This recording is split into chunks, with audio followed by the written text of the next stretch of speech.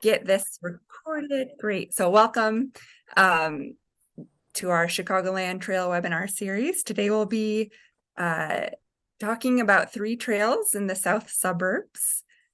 And just so you have a heads up, we're recording today and we'll make sure to share the slides and the recording afterwards. So please spread the word about these trails. We're very excited about them. And if you have any questions for our panelists today, please use the chat box and we'll address questions at the end of the webinar.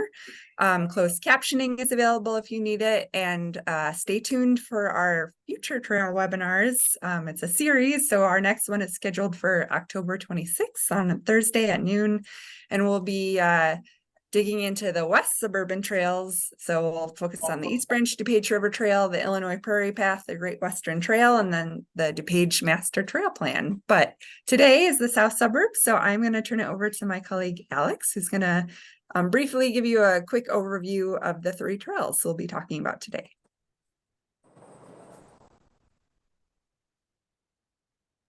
Thanks, Maggie. As Maggie mentioned, my name is Alex Perez. I am an advocacy manager at the Active Trends, and just showing you a visual of the 3 trails that we'll be focusing on today. So we have the Cal-Sag Trail, the Old Plank Road Trail, and the I&M Canal. That's a connection with the Centennial Trail. So you can see these are Rail to Trails projects that are pretty long and kind of do make a loop if you could put it together. So the Cal-Sag Trail is about a 12-mile trail existing right now. And if you were able to have the full connection, it would be about 26 miles from Lamont to the south side of Chicago. And then the Centennial Trail is pretty much kind of completed already. There is a new piece of infrastructure that was done to make a connection between the 2 trails that we'll be talking about later. And this is a 58-mile trail on the Centennial Trail, which is a very long route that takes you from pretty much Burr Ridge all the way to Joliet. And then you have the Old Plank Road Trail that you could take from Joliet all the way to pretty much the Indiana border. And it also has an extension working on with the feasibility project that would make the whole trail about 22 miles. And that goes from Cook County and Will County as well. Same thing with the I&M Canal, mostly being in Will County. So we'll be focusing on these 3 trails going forward today. Next slide. And for our speakers, we have Steve Bucktel with Friends of the Cal-Sag Trail, who will be speaking first, followed up by Jacque Henrikson at Civiltech speaking about the Old Plank Road Trail, and then Heather Winter at CITGO speaking of the I&M Connection Trail. And I will hand it off to Steve. You could kick us off. Thank you. Hi, everybody. Thanks for joining us today. Raise your hand if you've ridden the Cal-Sag Trail. Yeah, see, I knew a few of you have been out on it. So on the western edge there, this is the map of the entire trail. This is just pulled from the calsagtrail.org website. This map is the alignment's accurate, and you can click on each of these segments and see their status. So that's kind of cool. So if you click on the purple stuff, you can see where currently it is in the construction process. On the west end there, the Cal-Sag Trail actually connects to the Centennial and I&M Trail right between mile markers 0 and 1. There's like this exit ramp off of Archer Avenue down to those trails. And on the right, it connects to the Burnham Greenway, which turns into the Pennsy Greenway going south and connects all the way down to South Chicago Heights and Park Forest. It's pretty cool. Next slide. Okay, so this is the entire trail. The purple parts are between Alsip at Cicero Avenue and Francisco Street in Blue Island, and the section from Indiana Avenue out there between Riverdale and Dalton to the Burnham Greenway in Burnham. Next slide. So this is the western incomplete segment. This is between Freedom Park in Alsip to Francisco in Blue Island. There's 2 players here in terms of jurisdiction. There's the Alsip Park District, which is responsible for building the trail from Freedom Park by Cicero to Pulaski, and Cook County Department of Transportation and Highways, which is responsible for the section between Pulaski and Francisco. Now, the section between Freedom Park and Pulaski has been held up by the bane of all trail projects everywhere, railroad crossings. So they've been negotiating with railroad companies down in Springfield at Illinois Commerce Commission for, holy cow, 6-7 years now. But they've made progress and hope that they can go to construction letting late this fall. If you've been following Cal-Sag Trail development, you will see a list of blown build dates dating back all the way to 2014. So knock on wood, but this is the best news we've had about getting that segment constructed between Cicero and Pulaski. Going east from there, Cook County Highways, Department of Transportation and Highways, has programmed rebuilding 131st Street, which right now is just, oh my God, it's like a cratered moonscape. It's terrible. But Cook County is going to reconstruct that road. And in that construction project, build adjacent side path to complete that section of trail. And they've programmed that for 2025. So also, knock on wood about construction letting dates, but they've got money budgeted and a plan to get it done. So that's a huge step forward. Next slide.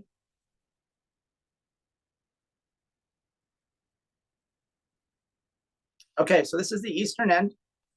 And there's a couple of contracts in play here, but they are both held up by one problem, and that's a section around Dalton where there was a little alignment change to mitigate a wetlands that's there. And the alignment change triggered the need for additional environmental surveys, which required more money from the engineering firm or to the engineering firm, which at the time nobody had. But South Suburban Mayors and Managers Association went to bat to find more federal money to get that part of the survey done. And again, Cook County Department of Transportation and Highways has provided the local match. Often with federal money, there's a local match requirement. It can be a really heavy burden for a lot of towns that don't have a lot of means to pay that. So we're really grateful for Cook County coming through again to get this section of the trail completed. So once that's done and IDOT accepts the report, which is months and months and months from now, because IDOT is still a really backlogged. It's been a problem for a long time. Maybe, why not throw a date out there? Maybe late 24, this goes to construction letting. So fingers crossed, right? To the far left here, it's not quite on screen, is Halstead Street. The Cal-Sag Trail is planned to go over Halstead Street between Blue Island and Riverdale on separated bikeway, two-way bikeway separated by Jersey barrier. So that means rebuilding the deck of Halstead Street. That's an Illinois Department of Transportation project, and they are covering the full cost of that project. They're not asking anybody for a local match, because that's great, because it'd be a lot of money. And that is slated for late fall construction letting. And that's really cool because the trail's completed through Blue Island. The trail's completed through Riverdale. What's not done is that bridge. And Halstead Street is a lot of truck traffic. It's a big arterial, goes over rail yards. So we're excited that there's movement on that as well. I know one of the reasons for this seminar is to kind of show people where they can get involved in these projects. The Cal-Sag Trail is pretty far along relative to the other two projects. So there isn't a lot for volunteers to do directly, but next slide. You can get involved with Friends of the Cal-Sag Trail and improve the trail. We love the trail. It's got a great wayfinding system. It goes through interesting spaces. It gets tons of use, but it needs improvements. Things like benches that make trails more accessible to more people. So Friends of the Cal-Sag Trail does things like gets benches installed along the trail. We also help like local law enforcement figure out how to help people who need help on the trail. We help push use of the trail with events like bike and dines. And we just recently had a really successful Graveyard Blues tour with 70 people coming out to tour grave sites along that corridor. So go to calsagtrail.org, click join friends, and check out that benches pages too. It's really cool. That's it. Great, thanks so much, Steve. It's exciting to see that this trail is making a lot of progress, and thanks for all the work you've done over the years. I know that Friends of the Cal-Sag Trail has been around for a while, so thank you for advocating for this trail on behalf of everyone. Yeah, it's been one of the best things I've ever done. It's been great. Great.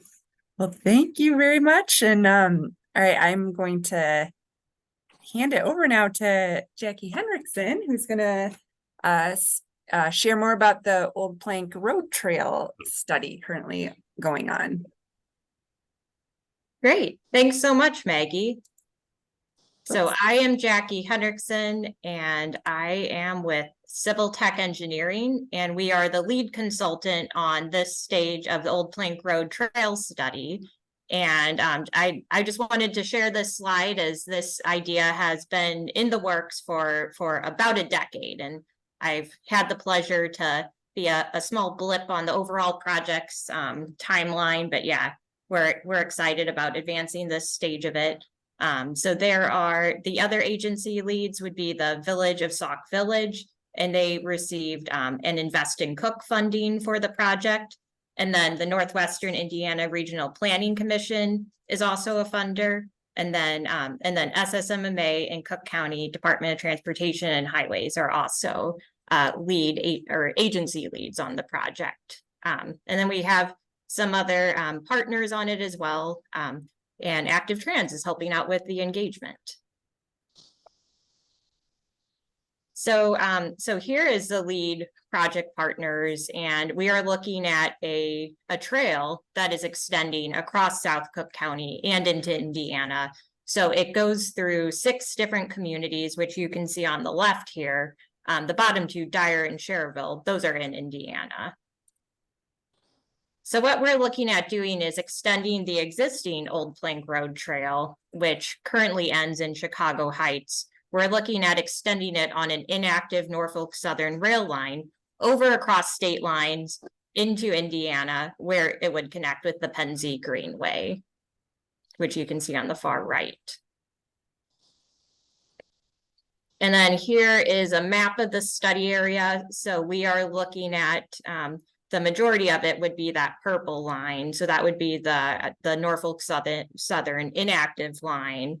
And then you see a bunch of lines in yellow to the left. And so we'd be looking at an on-street alignment in Chicago Heights that would connect to that inactive rail line. And then the existing Old Plank Road Trail, and then the Pennsy Greenway you can see to the left and right. And then the dotted purple line, eventually the idea would be that it would extend into the Erie-Lackawanna Trail to further to the east. But right now our project is really focusing on the Old Plank Road Trail connection to Pennsy Greenway. So as a part of this project, we looked at connections to the communities, and we also looked at on-street alignments in Chicago Heights, as I mentioned, and then also complicated trail crossings and also opportunities for trail development. So as a next stage of the project, we're looking at sharing these recommendations with the public, and we have developed some renderings to give an idea of what the look and feel would be like on the street. So in Chicago Heights, part of the trail alignment would be on street, and it would be connecting to the inactive rail line. And so this would be 16th Street. And we thought it'd be great to show how this could be re-envisioned and how there could be a connection provided to the Pace Transportation Center there. And also looking at buffered bike lanes and wayfinding signage to the trail as well. And then, so this is a ground level view of Wentworth Avenue. So right now, this is looking at the inactive rail line would connect on the right side of the screen here. And so then to go up to a bird's eye view, we're looking at the trail, the potential for the trail to be on that inactive rail line. And this would be a major trailhead location to connect with it. We'd have some on-street pavement markings connecting to the trail, some gateway signage. And then moving eastward into Sauk Village, we see that Torrance could be a complicated crossing. So we have a proposed design for this. So it would include a potential for a parking lot. And then also as a part of this project, we were looking at trail-oriented development. So using the opportunity for having this trail to install and spur economic development in the area. So we're showing an opportunity for that in the top right here. And then long before this project began, some of the community stakeholders in the area had the foresight to include an underpass during a Route 30 reconstruction project. Knowing that one day there would be a trail here, and that how important it was to provide connectivity. So we so that was it. So this would be a proposal for it. So looking at, again, having this gateway, having trail amenities such as air for tires, having water. And then also looking at how can you make this underpass really inviting with lighting and an opportunity for public art. And then also having a cohesive trail signage that would link up with the current Old Plank Road Trail branding. And then this is moving eastward into Indiana. So Dyer Central Park is here. So we showed again what it would look like to connect that inactive rail trail to the park. And we looked at, we linked this up with what we were seeing in the comprehensive plan in terms of connecting to a new regional trail. And then finally, this would be near the eastern terminus in Cherville. So right now, the Penzie Greenway, it is right here, kind of near the center of the screen. And so we'd be looking at how to connect that, how to provide a safe connection. So we see here that there'd be an opportunity for a parklet. And then we're also looking at offsetting the crossing away from the turn to improve sight lines here. So finally, the final exhibit is showing all the complications with all the different railroads that we are coordinating with as a part of the project. So Norfolk Southern, they currently have the major rail line that we're looking at, but there's also other railroads in which the paths would cross. So yeah, so it's an effort to coordinate with all of them and get the communities and everyone on the same page. So that is a goal of the study and something we've been working on. And finally, next steps. So our current study is a planning level study, but the project did receive TAP funding for 2023. So it will move into phase 1 engineering and continue to be implemented, which is exciting. And then as a final stage of this part of the planning level part of the project, we're going to be hosting some more public meetings this fall. We have one on the books for Sauk Village on October 25th. And we are also in the process of scheduling one probably for November in Chicago Heights. And then we're also looking at scheduling a third, hopefully in Indiana, or we could look at another community as well. So yeah, so if any of you have stakeholders who you think might be interested in the South Cook area or in Indiana, please do pass along the word and happy to connect. Right. All right. Thank you so much, Jackie. Those are great visuals and exciting to see that this just the ideas coming together. And I think we'll be sure to spread the word about the online survey and the meetings coming up. And if anyone knows anyone in Chicago Heights and Sauk Village and the other communities in the study, be sure to let others know, because the more people involved, the better. All right. Well, thank you, Jackie. And now I'd like to welcome Heather Winter from CITGO, who's going to be speaking about the connection between the I&M Canal and the Centennial Trail. Thanks, Maggie, and thanks to Active Trans for inviting me and allowing me to share more about our community bike path. I am with the CITGO Lamont Refinery, CITGO Petroleum Lamont Refinery. Just so everyone has a reference, we are actually located in 3 different communities in Will County. We are located in Lamont to the east, Lockport to the south, and in Romeoville, and just to the west of there. And so when I first started 4 years ago, I was asked by each community, Lamont, Lockport, and Romeoville, we love biking. How can we get around the refinery? As you can imagine, the refinery has been there for almost 100 years. You know, it's something that the community was very concerned about. And, you know, as the different communities develop, you know, connectivity is very important. So what I decided to do was to do some research for our company on bike trails and how they have such a huge impact on the communities. And so just a little bit of background, when I was doing some research, Chicago is actually #6 best cities to bicycle. And wanted, again, to focus in on the importance of bike trails, not only in the city, but also the suburbs.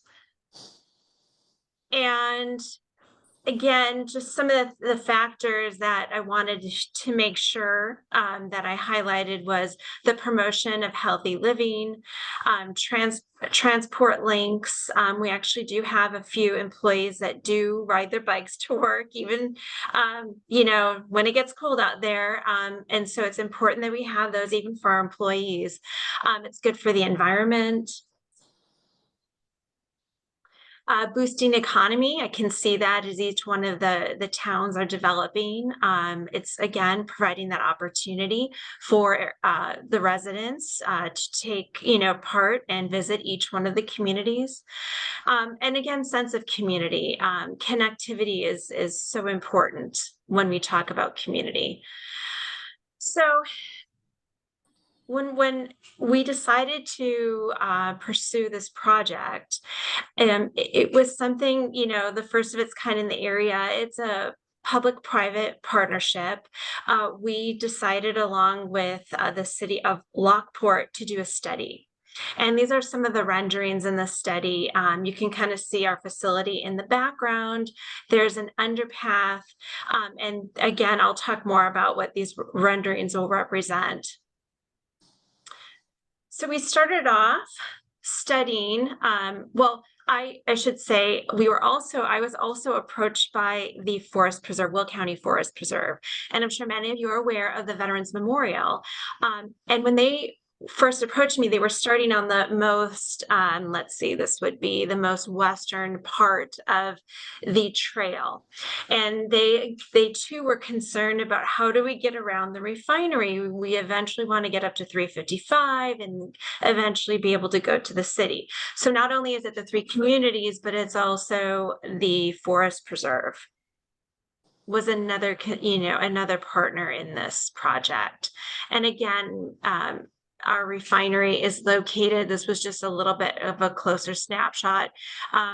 We're right by the Isle a la Cache.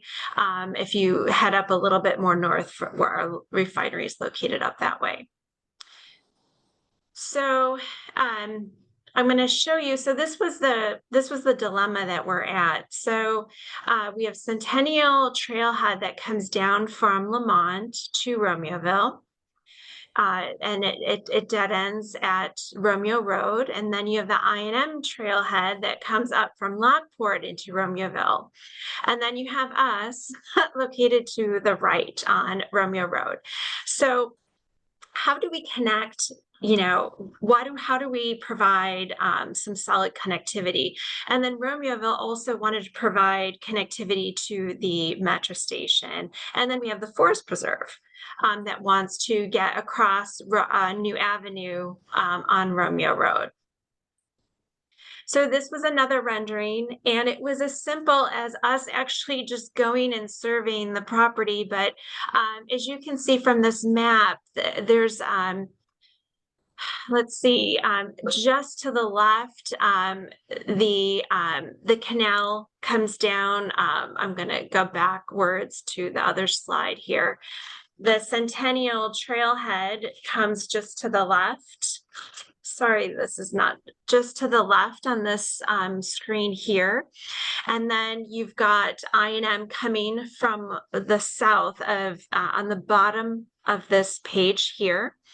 And there's a turnabout that it's hard to explain here visually, but what we decided to do is to make improvements to this turnabout because people can come down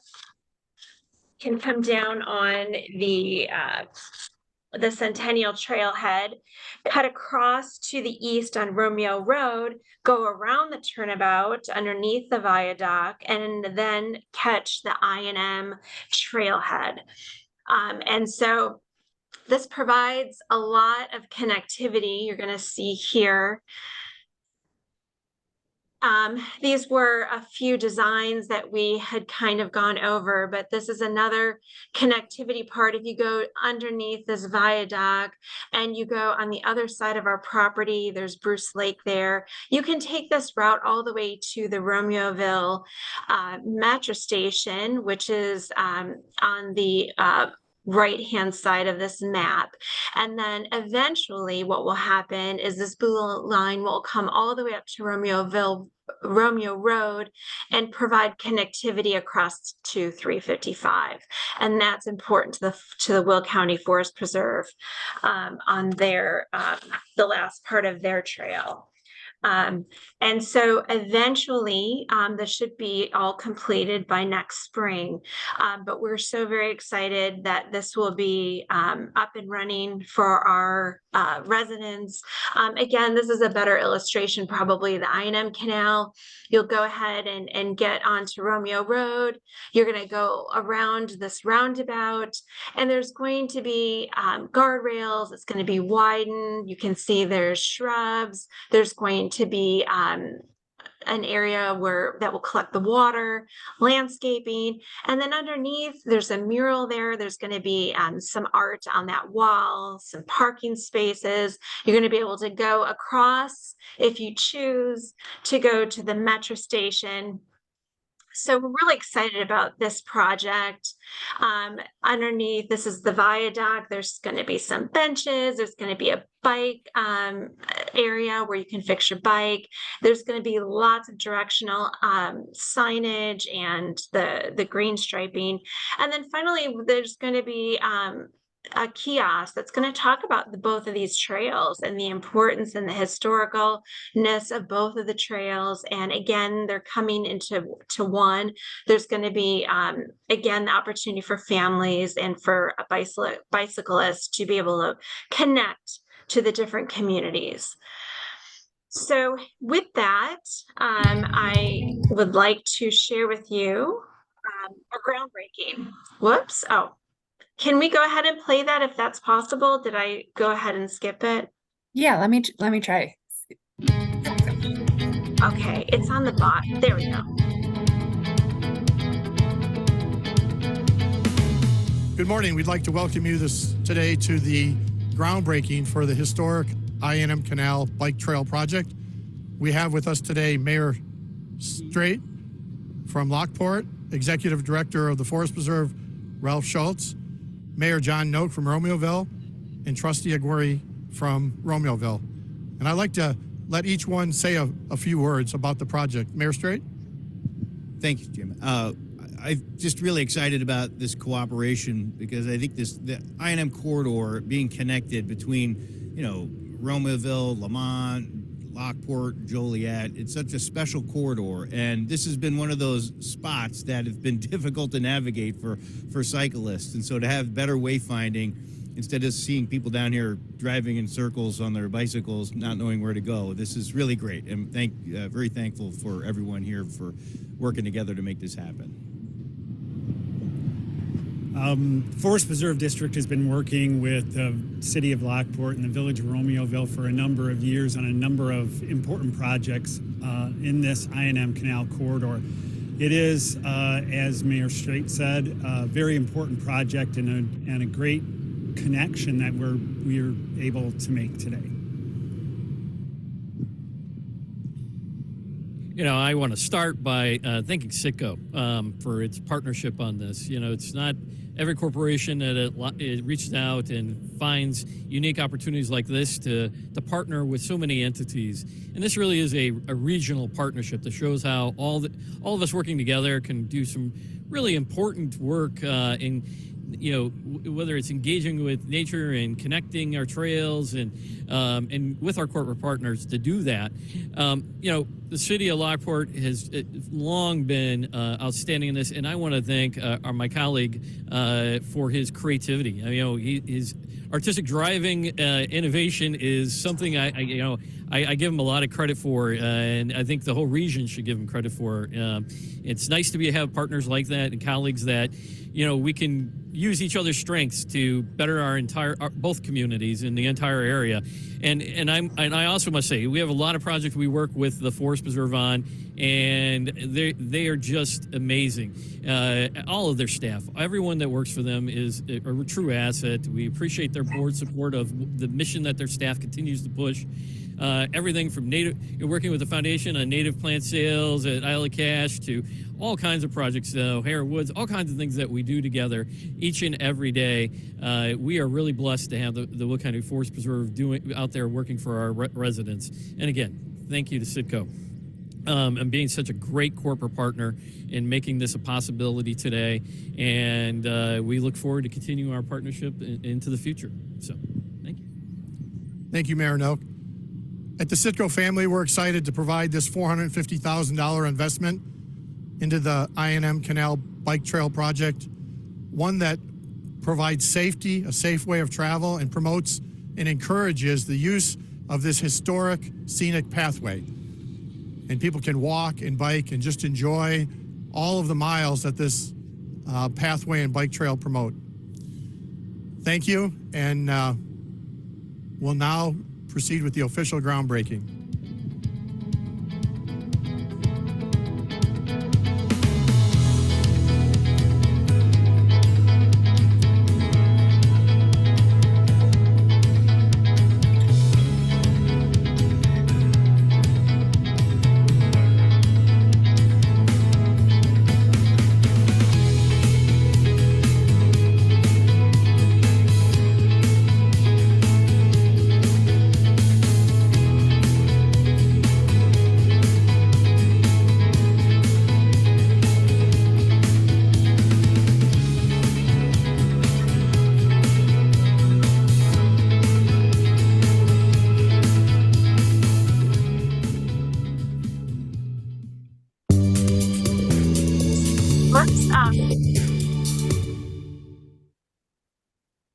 Thank you, Maggie. And that concludes my presentation.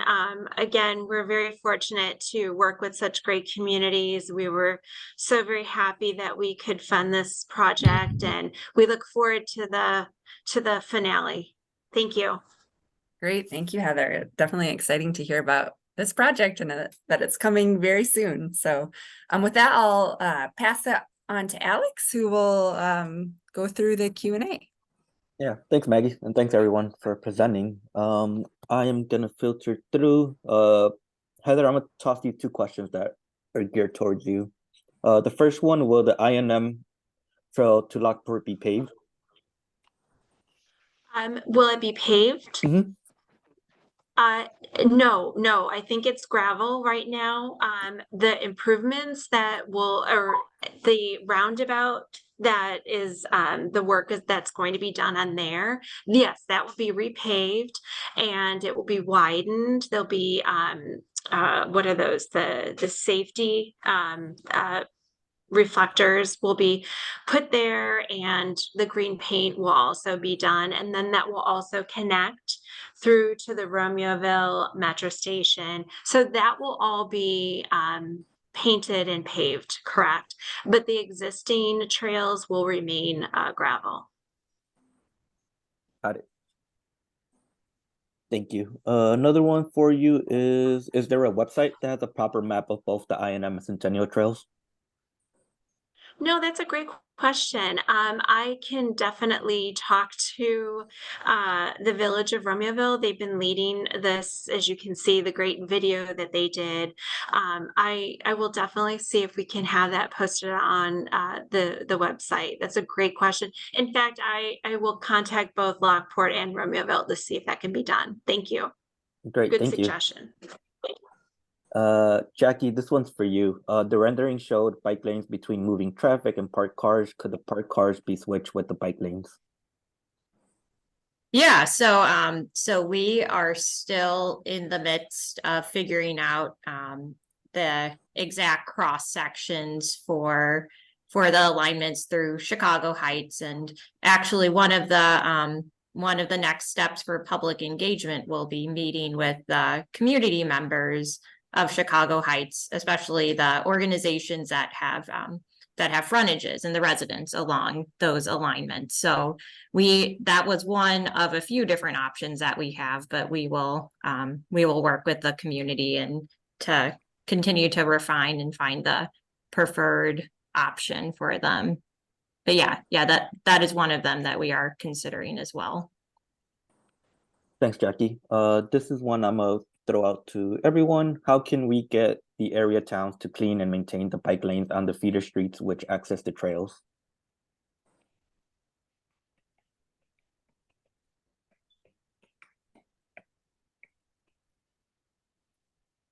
Do you want me to take that one? Go for it. Anybody can take it. It was really, really, really useful to talk to towns when talking about bike lanes, to talk to them about the on-street trail connections. And that helped connect on-street networks in their brains to the trail project, which they were super excited about. They're not always super excited or as willing to prioritize work on street networks. But I had good luck calling those the on-street trail connections to Cal-Sag Trail, for example, and about improving those to make sure that residents got full value, out of this investment the community is making. Yeah, and I'll add to that, and I'll say for the Old Plank Road Trail, for the study, part of what we're also looking at is recommendations for maintenance agreements. So not just for connecting to the trail, but also the actual trail. So, after it's built, how are the communities going to come together and maintain it, and what standards are we looking at? So TBD, that will be an outcome, but yeah, we totally agree that that's a very important part to actually have a viable trail that can be accessed and used. Great, thank you. And another question, Jackie, this one's for you. Would there be an effort to create a protected bike lane or off-street side path, specifically in Chicago Heights? I've biked in this area and many of the on-street routes are unsafe for casual cyclists. Yeah, so we are, that is definitely something that we have been looking at. And we're still in the planning, multiple option stages of it. I will say we have been looking at a side path, potentially connecting to the inactive rail alignment.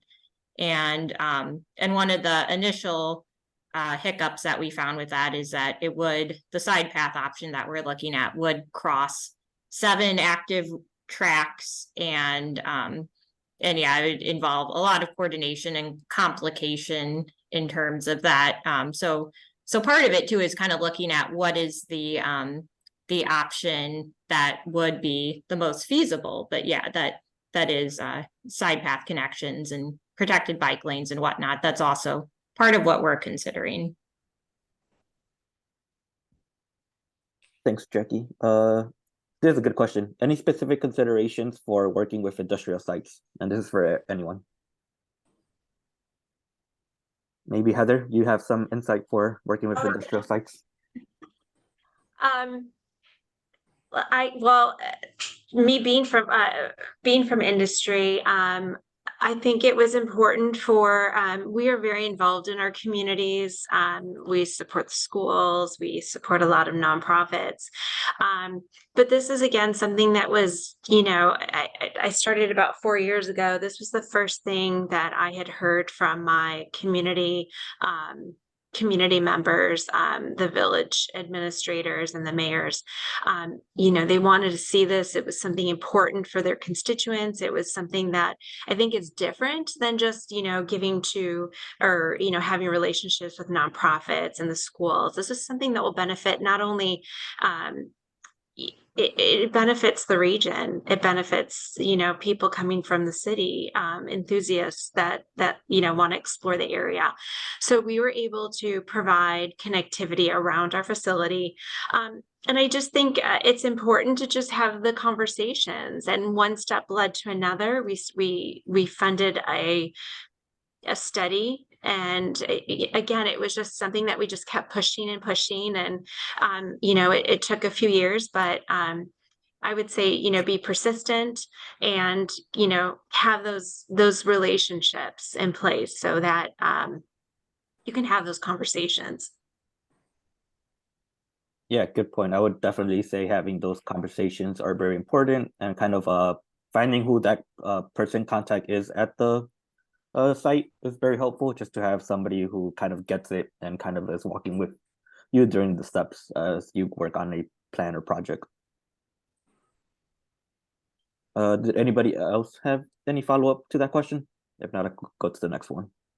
I can a little bit. It's frustrating when there's not an obvious community liaison, like what CITGO has. Then, you try to find out who the facility manager is. But often, for a lot of industry, for example, along the Cal-Sag Trail, is that the home office isn't along the Cal-Sag, right? It's in Atlanta or someplace else. And so those places just take dogged determination and patience, because you have a chain of decision makers, to get through. They have lawyers that weigh in. You have staff turnover, at the facility. New facility manager comes in, and then you're starting from zero again. And it's frustrating. There was no great answer for a lot of those situations on the Cal-Sag, except you just keep plugging away.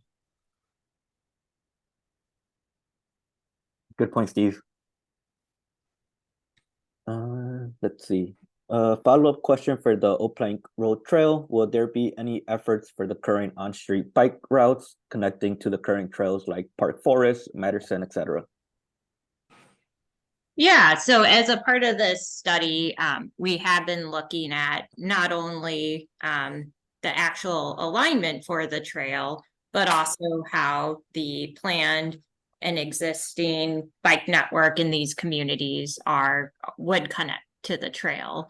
And yeah, one end goal of the project would be to show that connectivity, understanding that it's not just a recreational trail, but people could be using this to connect to their jobs and for commuting and errands and whatnot. So we are looking at those connections, and that was one of the first steps that we did as a part of it, was trying to gather all of the communities bike plan data, get that in our system, and also looking at regional recommendations as well, and coordinating with the recently finished Cook County bike plan. Thanks, Jackie. Will the Cal-Sag Trail connect to the Centennial Trail? I believe it already connects. Steve, if you want to. I just typed. I just saw it. Yeah. To that question. Yeah, it already does, and it's really cool. It's it's a fun connection to make. Most people riding west on the trail, we know we have trail counters along the completed trail. So I encourage everybody with a trail to put up counters so you can measure change over time. It's good stuff. Anyway, so most people turn around at the quarries there where the big parking lot is, but the trail actually cuts through that parking lot and then it goes up the bridge along Archer Avenue. And it's really fun. It's kind of like these curving entrance and exit ramps, down to the canal from there. It's great. I encourage everyone to go check that out. Thanks, Steve. There is a question: how do these connect to trails across America? Pretty much the larger picture is Rails to Trails. They have kind of the larger image of connecting all the trails in America and getting across Illinois in one trail, and I believe the Oak Plank Road Trail through that Joliet connection is kind of that missing link to get across through most of Illinois.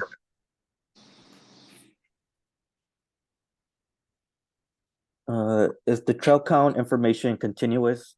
Is it posted? How long have you been tracking users? They're optical counters, so they just count warm bodies that pass in front of sensors. So you don't really get to suss out without some kind of human surveying what kind of user, honesty. There's deer, right, that trigger a trail count, but mostly it's people, and they've been up since since the trail opened on the west end, so that's 2016. And counts are highest around Lake Catherine. That's the most popular access point for people, particularly now since Freedom Park is kind of cut off by 127th Street construction. But the counts we see going east and west are typically between 100 and 150,000 a year. During COVID, they were over 200,000 trips per year. And that data, it's a starting point, right? When you want to talk about adjacent land use, connections to businesses, economic development issues, as well as health and wellness. Consider the grants that are always looking for data. Every trail project should have user counters, every one of them. Is the trail count information continuous, and is it posted? Yeah, it's continuous, and we post once in a while, but we don't, not regularly. We should, right? Lake Catherine, you can always contact the Palos Heights Parks and Recreation Department and get the latest counts. And I'll see if I can get counts posted up this week.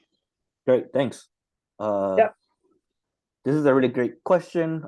With public transit, is there any collaboration with Metro, CTA, or PACE, and at what capacity?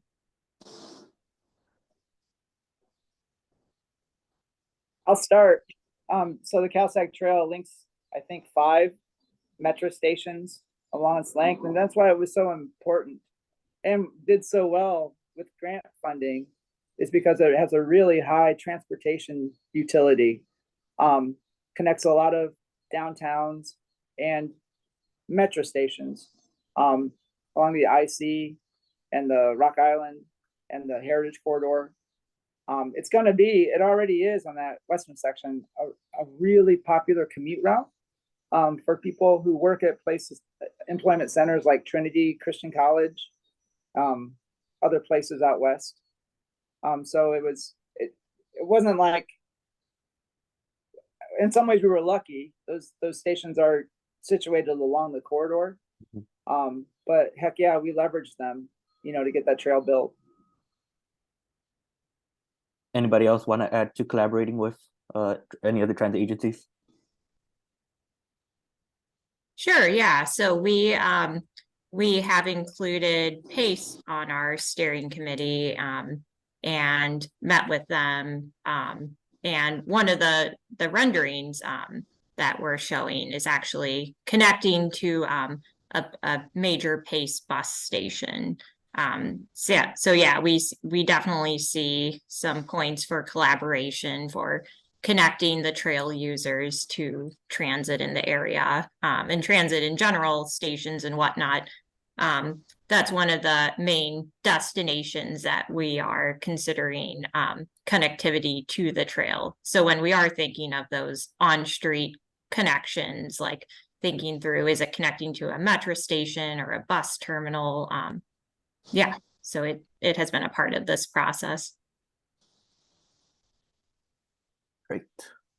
Looks like we have one last question, and it looks like it's for you, Steve. Would the Cal-Sag crossing, I guess reconstruction, be safer at 127 going to Alsip? That's all of our hopes, right? Yeah. So the plan was to make the crossings at 127th Street along Cal-Sag Road to make those safer. But I don't know exactly what that means, and I'm sorry for not knowing. I know that the bridge across the Cal-Sag, it's going to be much better than that crummy sidewalk that you had to negotiate beforehand, and that's really nice that they've folded that into the bridge reconstruction. So it should be a proper width for a side path going across the bridge.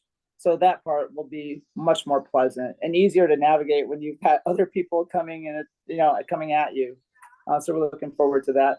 The update on that progress is, well, I should say what Alsip Park District's been told by IDOT is that they will be done with bridge construction in October. And then there will be no construction until March, when construction of intersection improvements will begin again. So the whole thing is quite a ways away from being done, but the construction mess is kind of around the bridge that should clear up later this fall. Thanks. I have 3 more questions that go along with kind of this. So one of them is there a safe way to get from Centennial to Waterfall Glen? Or is there some plan pretty much saying that Route 83 is terrifying to cross?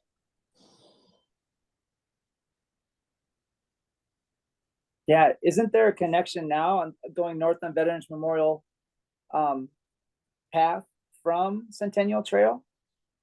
Isn't that the connection? If Ralph Schultz was in the audience, he would know.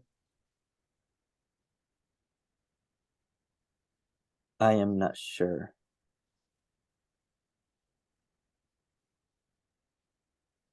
If anybody does know and would like to type an answer, that would be great. Another follow-up for you is, who's responsible for the 147th Street segment on the Cal-Sag Trail Road?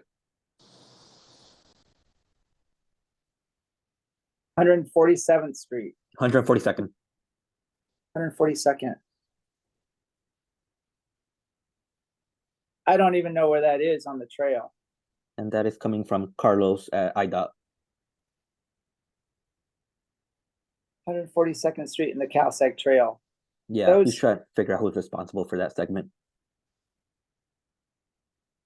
I don't even know where those two intersect. The trail's north of that. In Dalton. In Dalton.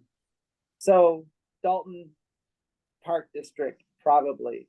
Those contracts were split between Dalton Village and Park District.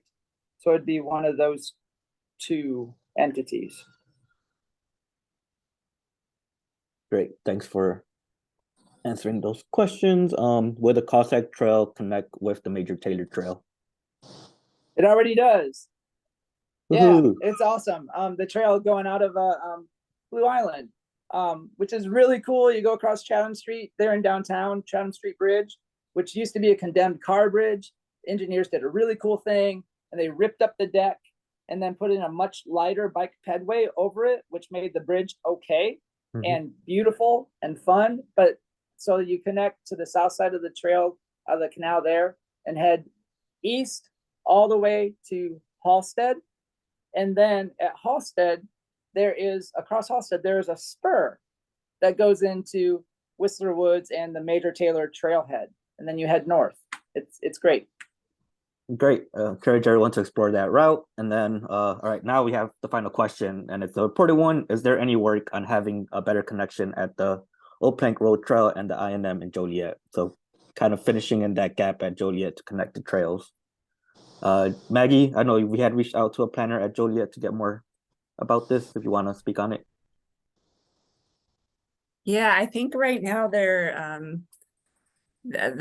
city has not found an ideal route to connect the trails, like through the city of Joliet. Potentially there are some other options that need to be explored, but I think that's unfortunately to be determined. And I do know that like Will County Forest Preserve, you've been hearing from them a lot, and the county also, or hearing about them, and I know that they are very interested in getting trails connected in the region. So we'll have to follow up with the county to get more information to see if anything is in the works or being considered. Thanks, Maggie. And that is all for our questions. All right. Well, thank you all to our wonderful panelists and for everyone who attended today. Those are a lot of great questions. So we appreciate everyone's time, and we'll make sure to get these slides and the reporting out to everyone, as well as links to all of these trails. And definitely, if you're interested in getting involved, continuing to advocate for filling in the trail gaps and extending these trails, we encourage you all to do so, and we'll make sure to get you some contacts to get you started. So thank you, everyone. Thank you everyone for joining us. Yeah, thank you guys. Thank you for having me. Thank you. Have a good day.